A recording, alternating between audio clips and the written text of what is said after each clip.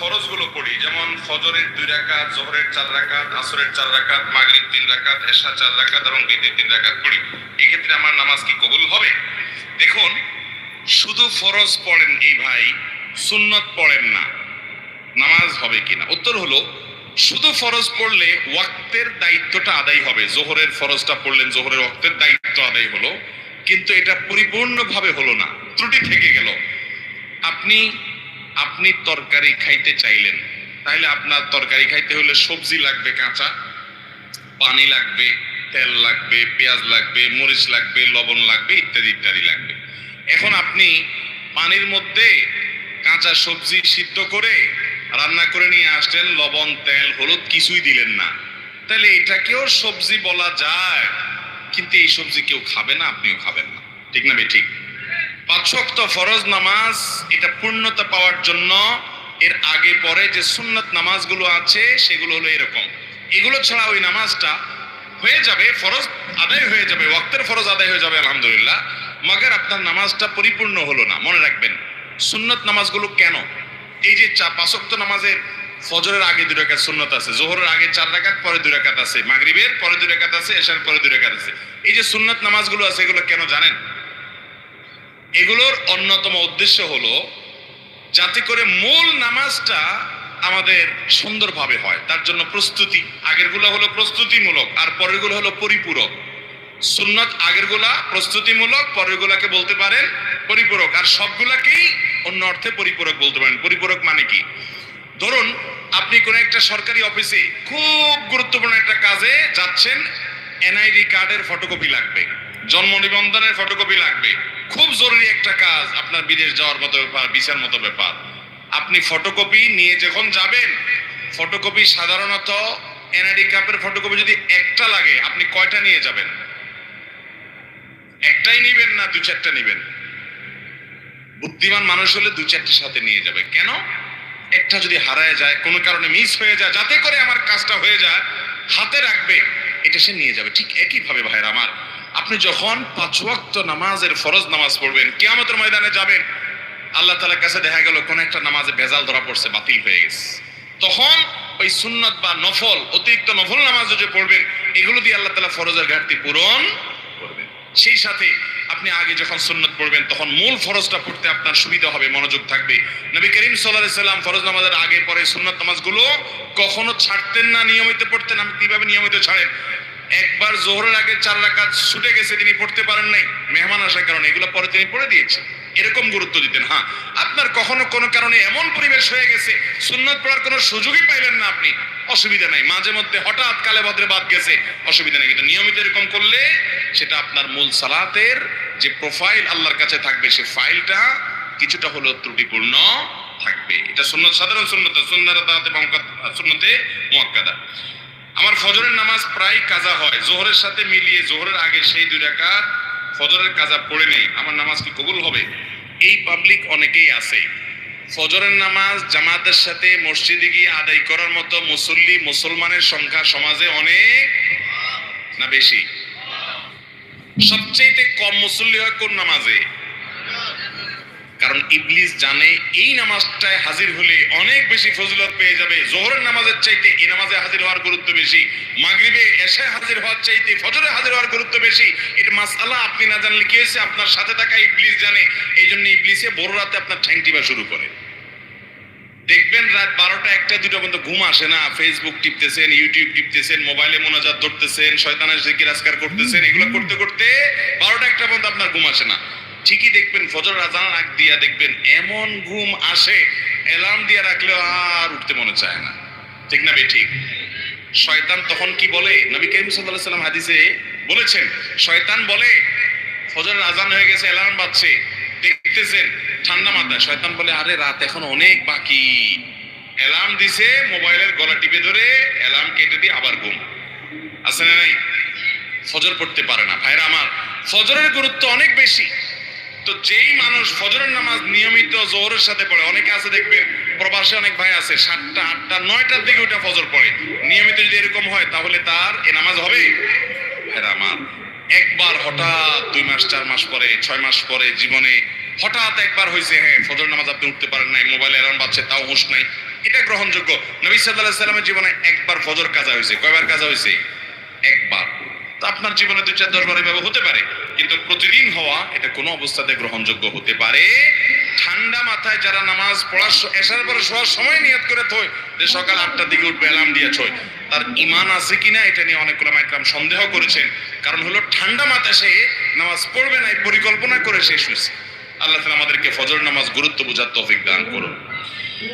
আমি নিয়মিত তাহাজ্জুদ পড়ি এবং বিতির তাহাজ্জুদের পরে পড়ি, কিন্তু হঠাৎ মাঝে মধ্যে ঘুম থেকে ওঠার সমস্যার কারণে ফজরের আজান হয়ে যায়। এমন অবস্থা বিতির পড়ার হুকুম কি? যদি আপনি ভোর রাতে উঠার ব্যাপারে প্রবল সম্ভাবনা না থাকে তাহলে বিতির আপনি রাখবেন না, বিতির আগে পড়ে ফেলবেন। হ্যাঁ, আপনি নিয়মিত তাহাজ্জুদ পড়েন, আল্লাহ তৌফিক দেয়, তাহলে আপনি বিতির পড়েন। হঠাৎ একদিন ছুটে গেছে, ফজরের আজান হয়ে গেছে, তাহলে তারপরেও বিতির পড়লে আদায় হয়ে যাবে। ঢোলবাঁশি বাজিয়ে কবর দেয়া হচ্ছে, এরকম একটি ভিডিও দেখেছি ইউটিউবে, এ ব্যাপারে বললে ভালো হতো। ঢোলবাঁশি বাজায় আবার কবর, একটা গানই আছে এরকম, আমিও দেখছি ভিডিওটা, কি জানি মরণকালে ঢোলবাঁশি বাজাইও কি ভাই, তরিকার ভাই না দরবারি ভাই? হ্যাঁ, এবং সে গানের একটা কথা খুব আপত্তিকর আছে, সেটা আরো বেশি, সেটা হলো কালেমা কালামও ভাই কোনো কিছুর দরকার নাই। কালিমা কালাম কিছুর দরকার নাই, ঢোলবাঁশি বাজাতে বাজাতে নিয়ে কবরে দিও। আল্লাহ মাফ করুক, এই হারাম কাজ করতে করতে যার দুনিয়া থেকে বিদায় হয়, সে দুনিয়াতে জীবদ্দশা জানতো যে তার যে সমস্ত আশেপাশে সাঙ্গপাঙ্গ আছে তারা ঢোলবাঁশি বিটাতে তারা নিব। কবরে হাসরে আযাব যখন হবে আল্লাহ জানে, ফেরেশতারাও কি ঢোলবাজি দিয়েই পিটাবে কিনা আল্লাহ জানে। ভাইরা আমার, নবী সাল্লাল্লাহু আলাইহি সাল্লাম বলেছেন বয়সতুলি ইকসিরাল মাজামির, এই সমস্ত বাদ্যযন্ত্র এগুলো দুনিয়া থেকে এগুলো বিদায়ের জন্য আমি আসছি, এগুলো শয়তানের অস্ত্র, এগুলো হারাম। অতএব ইমানদার জীবদ্দশায় যেটা করতে পারেন একটা মানুষের মৃত্যুর পর তাকে বিদায়ের সময় বলে কালিমা কালামই দরকার নাই। কালিমা কালামই যদি দরকার না থাকে সে মুসলমান কিনা সন্দেহ। মুসলমান কিভাবে কালিমা কালামের দরকার নাই, ঢোলবাজি হইলে তা চলবো? আমরা তো কালিমা কালাম পাইছি কোরআন থেকে, হাদিস থেকে। এর ঢোলবাজিটা কে দিল? কে দিছে বলেন? শয়তান দিছে। তো শয়তানের এই জিনিসটা নিয়ে যদি কবরে যায়, মায়ের কি পিঠে পড়বে না নিচে পড়বে? আল্লাহ আমাদেরকে এই সমস্ত পাগলামি ছাগলামি, এই সমস্ত শয়তানি থেকে বেঁচে থাকার তৌফিক দান করুন। কত পাগলামি যে দুনিয়াতে আছে, এইসব না দেখলে বোঝার উপায় নাই। আল্লাহ আমাদের সমস্ত ভাইদেরকে হেদায়েত দান করুন। এক লোক টাকা ধার নেওয়ার পরে টাকা থাকা সত্ত্বেও দিত না, ঘুরাতো। হঠাৎ শুনছি লোকটা মারা গেছে, তখন এসে তার ছেলে মেয়ের কাছে দিয়েছে। এখন তাতে কি তার ঋণ পরিশোধ হবে কিনা? দেখুন, ধার নেওয়ার পরে কেউ যদি টাকা ঘোরাঘুরি করে দেয় না, যে সেই লোকটা মারা যাওয়ার পরে তার ছেলে মেয়েরা এসে যদি পাওনাদারের টাকা দেয়, তাহলে সেটা খুবই প্রশংসনীয় কাজ। শুধু দেয় না, বরং দেওয়া কর্তব্য। একটু ভালো করে শুনে রাখেন, অনেক মানুষ আছে মারা যাওয়ার পর পাওনাদার বের হয়ে আসে। আপনার বাবা মারা গেছে, আল্লাহর বান্দার কিছু দেনা আছে, এগুলো রেখে মারা গেছে। ইসলামের নির্দেশ হলো তার মৃত্যুর পর তার দাফন কাফনের জন্য যে টাকা খরচ হবে সেগুলো তার টাকাতেই খরচ করবেন। এরপর তিনি যদি কোনো দেনা রেখে যেয়ে থাকেন, ভাগ বন্টন পরে আগে তার সব দেনা শোধ করতে হবে তার টাকা দিয়ে, তার জমি জমা বিক্রি করে। এরপরে যদি কিছু থাকে সেটা দিয়ে তার ওসিয়ত থাকলে সে ওসিয়ত 1/3 মধ্যে পূরণ হবে। 1/3 মানে তার টোটাল সম্পদের দাম 10 লাখ, তাহলে তার ওসিয়ত যত বেশি হোক না কেন 3 লাখ পর্যন্ত পূরণ হবে, এর বেশি না। বাকি যেগুলো থাকবে সেগুলো ওয়ারিসরা ভাগ করে পাবে। আর যদি কারোর কোনো ওসিয়ত না করে যায় যে অমুক জায়গায় দিও, মসজিদে দিও, মাদ্রাসে দিও, অমুকরে দিও, এরকম কোনো ওসিয়ত না থাকে তাহলে তো সেটা বাদ। কিন্তু দেনা থাকলে আগে দেনা দিতে হবে, তারপরে সন্তানরা ভাগযোগ করে সম্পদ নেবে। আমার দেশে দেখা যায় দেনা দেয়া তো পরের কথা, আজকাল তো প্রায় সময় পত্রিকা দেখা যায় বাবার লাশ পড়ে আছে আর সন্তানরা জমি জমা নিয়ে কাড়াকাড়ি করতে করতে ব্যস্ত, বেচারাকে দাফন পর্যন্ত করছে না। ঠিক কিনা বেঠিক? এই অমানুষ সন্তান আসমান থেকে হঠাৎ নাজিল হয় না অমানুষ হয়ে, এই বাপমাই অমানুষকে অমানুষ বানাইছে। ঠিক কিনা বলেন? এর পরিণাম, এর পরিণতি আল্লাহর বান্দা নিজেই ভোগ করছে নির্লজ্জের মতো। প্রায় সময় কয়দিন পরপরই দেখি পত্রিকাতে যে বাবার লাশ পড়ে আছে গ্যারেজে, বাড়ির সামনে, ওইটা দাফন করার মতো মানুষ নাই, গন্ধ ছুটে গেছে। ছেলে মেয়েরা কামড়াকামড়ি মারামারিতে জমি জমা দখল নিয়ে। এই জন্য বাবারা সন্তানরে মানুষ বানায় যান, মুসলমান বানায় যান। দুনিয়ার জীবনটা জীবন্ত জান্নাত হবে। আর না হলে আপনার এই কাজের প্রায়শ্চিত্ত আপনাকে ভোগ করতে হবে। শুধু ওকে দুনিয়া শিখাইলেন, আখিরাত শিখান নাই, আপনি আফসোস করে কুল পাবেন না। পৃথিবীতে যেখানে মুসলমান আছে, মুসলমানের আধিক্য আছে, সেখানে দেখবেন কোন বৃদ্ধাশ্রম নেই, বৃদ্ধাশ্রমের দরকার নাই। আর পৃথিবীর উন্নত দেশগুলোতে শিক্ষা আছে, দীক্ষা আছে, জ্ঞান আছে, বিজ্ঞান আছে, প্রযুক্তি আছে, সবকিছু আছে, কিন্তু বৃদ্ধাশ্রম আছে। কারণ মনুষ্যত্ব, মানবতা, মা বাবার প্রতি দায়বদ্ধতা, এটা আল্লাহর প্রতি ঈমান না থাকলে সে মানুষগুলো আসলে সেভাবে বুঝে না। আল্লাহ আমাদের সন্তানগুলোকে মানুষ হতে মানুষ করার তৌফিক দান করুন। তাহলে বাবা মার দেনা থাকলে সেটা সন্তানরা শোধ করবে, পাওনাদার সেটা নিতে পারবে, কোনো অসুবিধা নেই, বরং এটা শোধ করা তাদের কর্তব্য। আমি একজন যুবক, আমার হাতে ট্যাটু আঁকা আছে। এখন আমার ইসলামিক জ্ঞান ছিল না, কিন্তু আমি এখন ট্যাটু উঠানোর জন্য চেষ্টা করছি। ট্যাটু উঠাতে খরচ আমার সাধ্যের বাহিরে। আমি এই অবস্থায় নামাজ পড়ি, নামাজ কবুল হবে কি?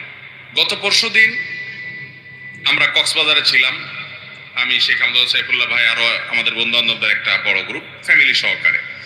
তো সেখানে একটা হোটেলে আমরা সকালে নাস্তা করার পর আমাদের এক বন্ধু, তার একটা ছোট বাচ্চা মেয়ে, সে এক ভদ্রলোক বিদেশি, চেহারা দেখে বোঝা যাচ্ছে ফরেনার, তার এই মাথা থেকে মাথা পুরো হাত ট্যাটু আঁকা। তো ওই বাচ্চাটা জিজ্ঞাসা করতেছে, আর ইউ খ্রিস্টিয়ান? তুমি কি খ্রিস্টান? ভদ্রলোকের খুব ইজ্জত লাগছে। তো মেয়ের বাবা আমাদের পাশে ছিল, বললো যে ভাই তোমার মেয়ে আমাকে কেন জিজ্ঞেস করলো আমি খ্রিস্টান কিনা, আমি মুসলিম। এটা বলার পরে মেয়েকে উনি জিজ্ঞেস করলে, তোমার আঙ্কেল হি ইজ মুসলিম, তুমি কেন তাই খ্রিস্টান বলছো? সে খ্রিস্টান না। তখন মেয়ে, বাচ্চা মেয়ে বলতেছে, আমি খ্রিস্টান মনে করছিলাম এই জন্য যে আঙ্কেলের হাতে ট্যাটু আঁকা, আমি তো দেখছি সব খ্রিস্টান ইহুদিরা এগুলা করে, এই জন্য আমার ডাউট হয়েছে। একটা বাচ্চা, তার কনসেপ্ট এরকম। তাহলে এখান থেকে বোঝা যায় এটা কোনো মুসলমানের কাজ হতে পারে।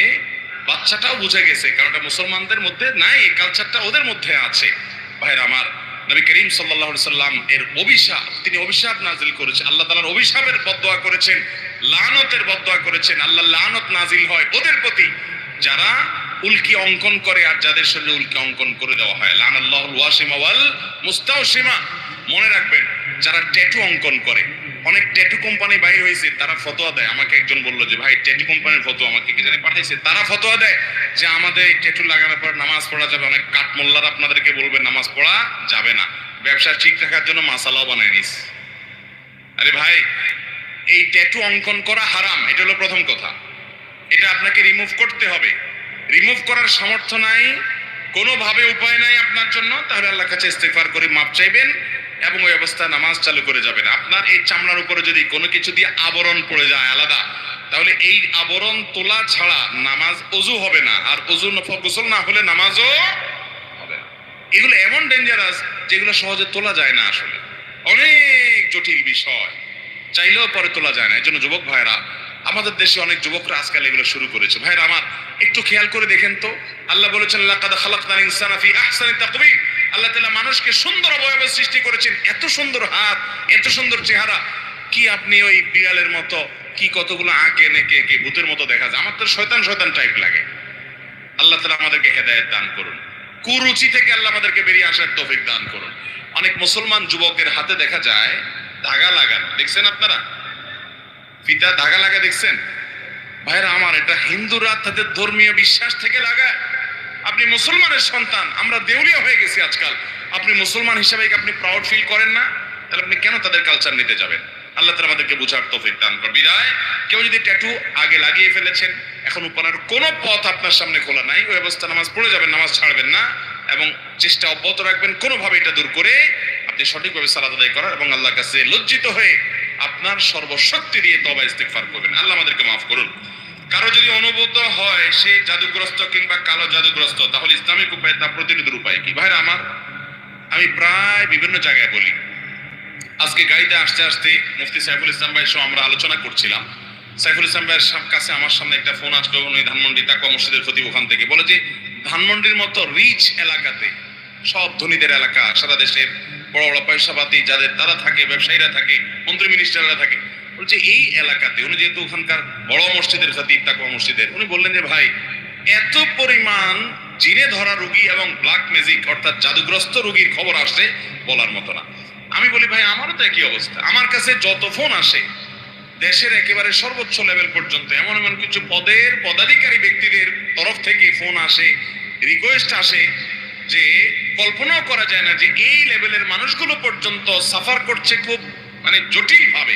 ঘরে ঘরে দুষ্ট জিনের উপদ্রব মানুষ লক্ষ্য করে না। মনে রাখবেন কিছু কিছু দুষ্ট জিনের উপদ্রব আছে আপনি খেয়ালও করেন না। যেমন কথার কথা, বাসায় বাচ্চা কাচ্চা অস্বাভাবিক দুষ্টামি করে, মানে সীমাহীন, মানে কোনো স্বাভাবিক কিছু না। বুঝবেন দুষ্ট জিনের ভয়ঙ্কর প্রভাব ওর উপরে পড়ছে। এবং অনেক রোগ আছে কিছু লোকের, দেখবেন যে এই রোগগুলোর কোনো ট্রিটমেন্ট করে কিছু হয় না, কোনো ডায়াগনোসিস হয় না, বহু চেক আপ টেস্ট ডাক্তাররা আন্দাজ অনুমান করে বিভিন্নভাবে ট্রিটমেন্ট করেন, চেষ্টা করেন, কিন্তু কোনোভাবে ভদ্রলোক ভদ্রমহিলা সুস্থ হয় না। এরকম বহু রোগী দেখেছি আমি যে কোনোভাবে সুস্থ হয় না। এগুলোর বেশিরভাগ ব্ল্যাক ম্যাজিক এবং দুষ্ট জিনের রোগী। ঘরে ঘরে আমাকে সাথে সাথে জিজ্ঞেস করলেন ওনারা, মুফতি সাইফুল ইসলাম ভাই এবং আমাদের তানভীর ভাই ওনারা আছে, ওনারা জিজ্ঞেস করলেন যে ভাই এটা কেন হয়। আমি বললাম কেন হয়, জিন, দুষ্ট জিন অর্থাৎ শয়তান, শয়তান তার উপযোগী জায়গা পাইলে সে সেখানে খুঁটি গাড়ে। আমাদের বাসা বাড়িগুলোতে হারাম এই পরিমাণ হয়, আপনি ইউটিউবে ওয়াজ শুনতে যান, শুরুতে আগে পান্ডা অ্যাডভার্টাইজ দিয়ে নেবে, এরপর আরো বিভিন্ন অ্যাডভার্টাইজ আসবে এবং মিউজিক আসবে, এগুলা চলবে। এই মিউজিক যেখানে থাকে সেখানে শয়তান আসবেই। আপনি এটা নিয়ন্ত্রণ করতে হবে। আপনার বাসায় বিভিন্ন প্রাণীর ছবি টাঙিয়ে রাখবেন, এখানে শয়তান আসবেই। রহমতের ফেরেশতা ঢুকেন, হাদিসে বলা আছে, এখানে আপনার এই অবস্থা হবে। ঘরে ঘরে মানুষ এটা ফিল করছে না, বহু মানুষ হাহাকার করছে। আমরা রাকির নাম্বার দিয়ে রাকিদেরকে রেফার করে কুলাতে পারছি না, এই পরিমাণ মানুষ আক্রান্ত। বাঁচবেন কিভাবে আমি সব জায়গায় বলার চেষ্টা করি ভাইরা আমার। নাম্বার 1, গুনাহ মুক্ত বাসা করেন, বাসা বাড়িতে গুনাহ করবেন না, এগুলা থেকে বাঁচান বাসা বাড়িকে। সবচেয়ে বড় কারণ হলো, দ্বিতীয় নাম্বার যেটা বলবো সেটা হলো, আজ কোরআন তেলাওয়াত আমাদের বাসা থেকে উঠে গেছে। আমরা এখন বড় জোর ইউটিউবে একটু তেলাওয়াত চালাই দেই। আল্লাহর কসম করে বলছি, যেই বাসায় কোরআন তেলাওয়াত নিয়মিত হয়, আওয়াজ করে শব্দ করে, ওই বাসায় ব্ল্যাক ম্যাজিক দুষ্ট জিন থাকতে পারে না।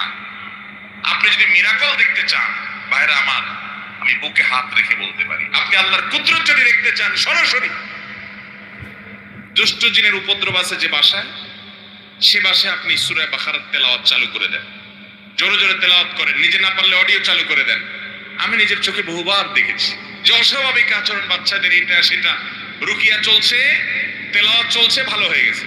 আমার পরিচিত এক বোন আছেন, বোন বলতে আমার আপন বোন না, দুঃসম্পর্কীয়, উনি আমেরিকাতে থাকেন, অনেক বড় ব্যবসায়ী। ওনার বাসায় ভয়ঙ্কর অবস্থা, মেয়েরা কোরআন তেলাওয়াত চালাইলে পাগলের মতো হয়ে যায়, কোনোভাবে সহ্য করতে পারে না, বলে যে বন্ধ করো এটা যেভাবেই হোক। এবং হাজার হাজার কোটি টাকার মালিক ওনারা, বাফেলোতে আমেরিকাতে থাকেন। আমাকে বললেন ভাই কি করা যায়, আমি রুকিয়ার অ্যাপ দিলাম, বলে যে কোনোভাবে তেলাওয়াত শুনতে রাজি না। আমি বললাম যে ওদেরকে যদি বেঁধে রেখে হলেও আপনি কিছুদিন শোনাতে পারেন, দেখবেন ট্রিটমেন্ট হয়ে গেছে। আমাকে গত সপ্তাহ না তার আগের সপ্তাহ যেন, ওই দিন আগে আমাকে জানালেন যে ভাই আপনি না দেখলে বিশ্বাস করবেন না যে আমার মেয়েরা এখন এতটা স্বাভাবিক হয়ে গেছে যে কোরআন তেলাওয়াত শোনা ছাড়া এখন ওরা ঠিক থাকতে পারে, কিন্তু প্রথম সহ্য করতে পারতো না। আমার বাসায়, আমি তো এলাকার সন্তান আপনাদের, লক্ষ্মীপুরের বশিরপুর আমার গ্রাম, সেখানে একদিন সকালবেলা আমার এক নিকটাত্মীয় এক ছেলেকে নিয়ে আসছি, ইয়াং ছেলে, যুবক মানুষ, সৌদি আরবে ছিল, বলে বিদেশ থেকে চলে আসছে। কি হয়েছে, সে আজানের আওয়াজ হলে শুনতে পারে না, তার পুরো শরীর বাঁকা হয়ে যায়। এবং সে বলে যে তখন তার শরীর এমন শক্ত হয়, টোকা দিলে মনে হয় যে বিষাক্ত সাপ দংশন করছে, পাথরের মতো হয়ে যায়। আমার চোখের সামনে দেখলাম জোহরের আজান শুরু হলো, সে আসছে অনেক আগে, বসতে বসতে 100 পর্যায়ে জোহরের আজান শুরু হলো, দেখলাম যে সে বাঁকা হয়ে যাচ্ছে এবং শক্ত হাট হয়ে যাচ্ছে। ভাইরা আমার, এগুলো কিছু হয়তো খুব দৃশ্যমান বোঝা যায়, আর ম্যাক্সিমাম ঘরে ঘরে বোঝার উপায় নেই। এটার মূল ট্রিটমেন্ট হলো কোরআনে কারিমের তেলাওয়াত। আজ মুসলমানের ঘরে কোরআন তেলাওয়াত, মুসলমানের যুবকরা আজ গান শুনে, আজ ঘরে ঘরে মহিলাদের মোবাইলে হারাম জিনিস দেখে, পর্ন ভিডিও এত পরিমাণ দেখে যুবকরা। এমন একজন যুবক পাওয়া হাজার হাজার যুবকের মধ্যে কঠিন হয়ে গেছে, যে যুবক বুকে হাত দিয়ে দাঁড়িয়ে বলতে পারবে এই দুই চোখ জীবনে কোনোদিন কোনো নোংরা ভিডিও দেখে নাই, আলহামদুলিল্লাহ। এরকম যুবক পাওয়া যায় না ভাইরা, চ্যালেঞ্জের ব্যাপার। জীবন ধ্বংস হয়ে যাচ্ছে, সব জাহান্নামের দিকে দৌড়াচ্ছে, আপনাকে বিকল্প পথে যেতে হবে। শয়তানি থেকে বাসা বাড়ি থেকে নিজেকে বাঁচাতে চান, এবং আত্মীয় স্বজনরা অনেকে উপকার করতে গিয়ে খুনকারের কাছে যায়, খুনের কাছে যায়, আপোষের তাবিজ নেয়, এটা করে সেটা করে। এগুলা বেশিরভাগই ব্ল্যাক ম্যাজিক এবং কালো জাদু, এগুলো ধ্বংস করে দেয় মানুষের জীবনকে। এগুলো থেকে বাঁচার জন্য দ্বিতীয় আমল হলো কোরআন তেলাওয়াত করবেন, বাসায় কোরআন তেলাওয়াত চালিয়ে রাখবেন। নাম্বার 3, আপনাকে তৃতীয় যে আমল করতে হবে, আমি সবসময় বলি, বাসায় ঢুকতে বিসমিল্লাহ বলে ঢুকবেন, বাইরে যেতে বিসমিল্লাহ বলে। বিসমিল্লাহ বলা ছাড়া বাচ্চাদেরকেও ঢুকতে দিবেন না, কাজের লোককেও ঢুকতে দিবেন না। ঢুকলে আবার বাইর হওয়া বিসমিল্লাহ পড়ে আবার বিসমিল্লাহ পড়ে ঢুকো। হাদিসে আসছে কেউ বাসা করতে বিসমিল্লাহ পড়ে ঢুকলে তার সাথে শয়তান ঢুকতে পারে না, প্রত্যেকের সাথে শয়তান থাকে, এটা আর ঢুকতে পারে না। আর যদি বিসমিল্লাহ ছাড়া ঢুকে তাহলে শয়তানের সাথে সাথে ঢুকে পড়ে। খাওয়ার সময় বিসমিল্লাহ, সব কাজে বিসমিল্লাহ পড়বেন।